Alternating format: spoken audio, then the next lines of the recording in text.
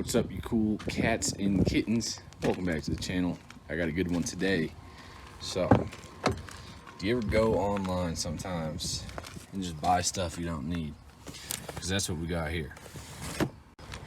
Alright, y'all, so I bought an electric train horn, or I guess an air horn, electric air horn, hearing protection required. This is made by Hornblasters. I was thinking about getting a real train horn, but those were like $500 was the cheapest one. They went up to like $3 grand. This one's only 87, including the wiring. So let's go ahead and see if I know what I'm doing. All right, y'all. So in this package, some of the stuff didn't come with it. It came with the fittings and wiring, the wires, the tube for the air compressor horn, some more wires, and then what I brought along here, I got some zip ties, socket wrench, some slip joints, a wire cutter and screwdriver, electrical tape. Oh, and then this inline fuse also came in the kit. So we're gonna go ahead and see what is going on here. All right, so we're in the hood of the truck here. I just popped this little cover off the battery. It looks like I have 3 auxiliary terminals to tap into, so I'm gonna see if that works. And then I'm thinking that the horn's gonna go right here and maybe the compressor right there. So mounting doesn't really matter. I think y'all are in this for the wiring. So let me get this mounted up and then we'll get to the wiring and see what the hell's going on. All right, y'all, so that took way too long. There's probably about, I don't know, 6 or 7 bolts that I dropped in there, but I got this kind of tacked up here. So I got the relay there. This compressor is gonna flip back down to stand up and down. And then this horn is just kind of held in there by one zip tie. So we got the relay here now, and it's in the same configuration as the instructions here. So now we got to get to the wiring part of it. So this switch is going to go inside. It looks like the switch needs 12 volt power, 87 needs 12 volt power, and then this goes to the switch, ground, and compressor positive.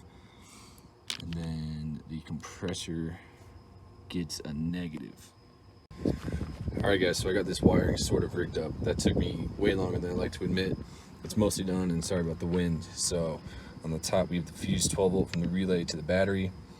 Done. Next, we have the ground from the relay. I'm gonna ground to the battery.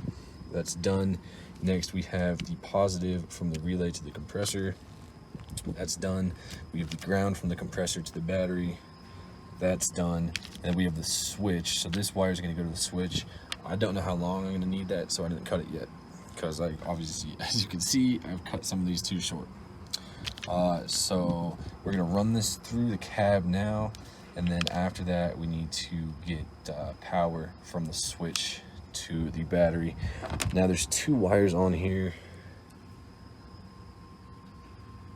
and honestly, I don't know which one is which or which to use, so we're gonna hope for the best here.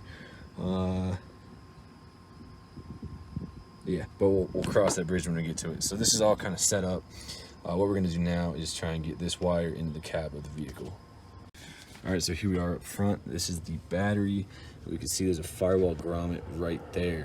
So what I'm gonna try and do is just poke a hole in it with the knife and feed it through.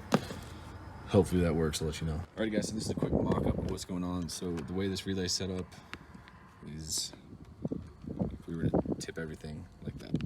So on the top we have the compressor lead. That black wire goes to the positive on the compressor. On the right side of this relay we have ground. On the left side we are going inside the cab to the switch. And then on the top we have that fused 12 volt to hot power, and then we just have the ground switch on the compressor. So let's get hooked up. All right, y'all, welcome back to the video on the horn installation. So I'll be honest, in the process of getting this installation done, I messed up and I bent the shit out of this negative battery terminal connector. I kind of gave up filming at that point, just wanted to get it done. So anyway, let's run through the completed installation. So inside the cab here, I tried to keep it as clean as possible. That's the button. I didn't want to drill anything or pry anything out of the truck, so that runs here. those blue wires there, and then underneath. You know, obviously it's sort of noticeable. It's not great, but it could be a lot worse. So with that said, let's go over the final wiring. This is the diagram, so let's hop out to the front and let's go over this.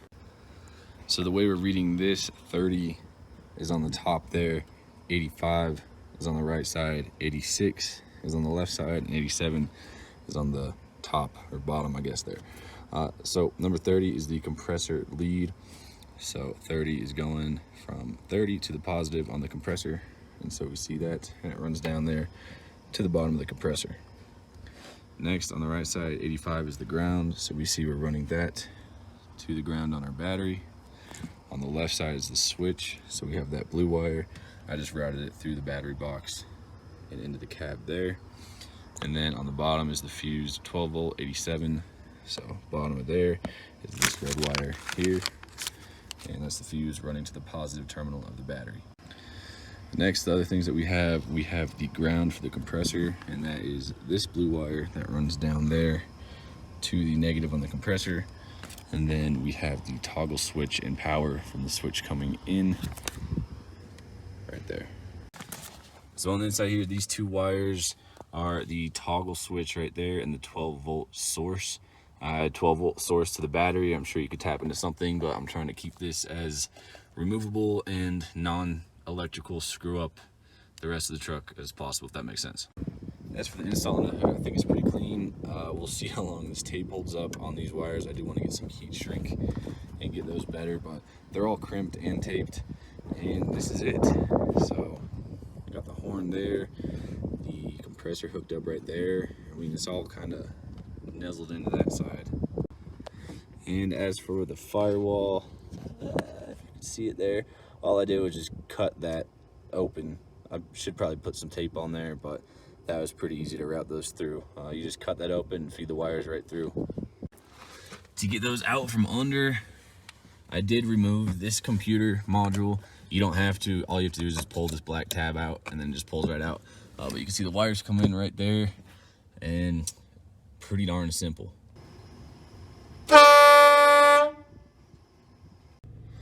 All right, so all things said and done, you know, on the interior, it's not perfect. Ideally, you don't want to see it, and I would run it behind the dash. But like I said, it's a new truck. I don't want to go messing around back there. I don't want to pry some panels off and mess them up. And who knows how long they'll keep this on here. Who knows how long it'll even last with how I wired it up. But the biggest pain in the butt doing this was rigging up those wires and getting them all crimped and taped up. And even now, they're kind of janky and taped up like that. So if you have the option, it's roasting here. If you have the option, I would get a pre-wired relay, and all that does is it gets all these connections done, and then you just have to wire those together. I would get some shrink wrap, and that would probably make it a lot easier rather than having to crimp to those connectors for the relay and crimp to all the other stuff. That would make it easier, but once you get through the firewall, it's mostly just a plug and play system and figuring out how you want to wire your stuff. So yeah, I have it there. Now I can hit it, and that's what it sounds like from the inside. Honestly, it sounds like that tube's already kind of fallen off. But that's it. That's the train horn or the air horn on my truck. Definitely doesn't fit a 2019. I should have put this on my old truck, but whatever. Thanks for watching. If you guys have any questions, comments on wiring, let me know, and I'll do my best to help you out. And yeah, that's about it.